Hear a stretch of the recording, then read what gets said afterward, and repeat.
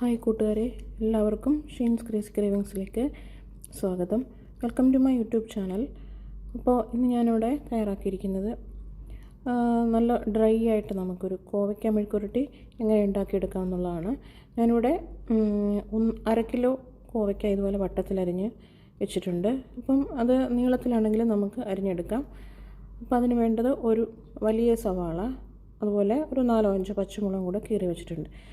നമുക്ക് frying pan ചൂടായി എണ്ണ ഒഴിച്ചതിന് ശേഷം ഇതുപോലെ ഒരു സവാളയും അരിഞ്ഞതും, അത് വലിയ സവാളയാണ് എടുത്തിരിക്കുന്നത്, പച്ചമുളകും കൂടെ ഇട്ട് കൊടുത്തതിന് ശേഷം നമുക്ക് നന്നായിട്ടൊന്ന് വഴറ്റിയെടുക്കാം.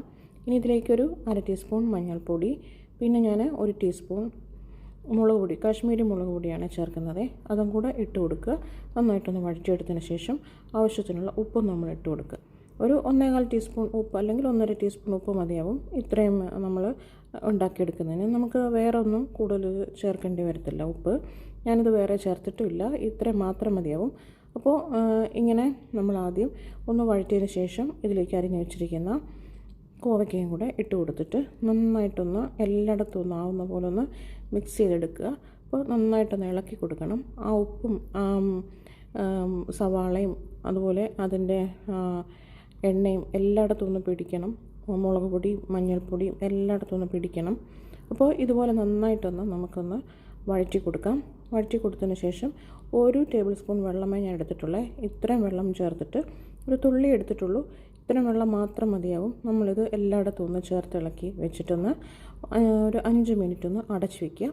ഒരു മീഡിയം ഫ്ലെയിമിൽ മതിയാവും. ആവി വന്നതിന് ശേഷം നമ്മളൊന്ന് തുറന്ന് നോക്കുക. തുറന്ന് നോക്കുമ്പോൾ വെള്ളമെല്ലാം ഒന്ന് വറ്റി വന്നിട്ടുണ്ട്.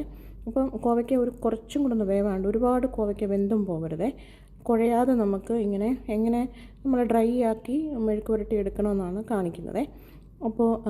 അപ്പോൾ നമുക്കിനി ഒന്നും കൂടെ ഒന്ന് ഇളക്കി കൊടുത്തതിന് ശേഷം ഒന്നും കൂടെ ഒന്ന് അടച്ചു വയ്ക്കുക.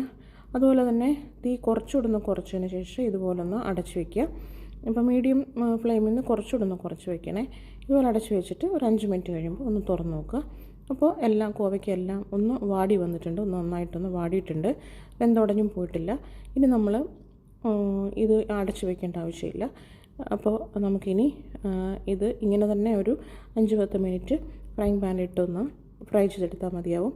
നല്ലൊരു കോവയ്ക്ക മെഴുക്കുരട്ടി റെഡി ആയിട്ടുണ്ട്. ഇല്ലെങ്കിൽ കോവയ്ക്ക ഉപ്പേരി, ചിലർ കോവയ്ക്ക ഉപ്പേരി എന്നും ചില ആൾക്കാർ പറയും.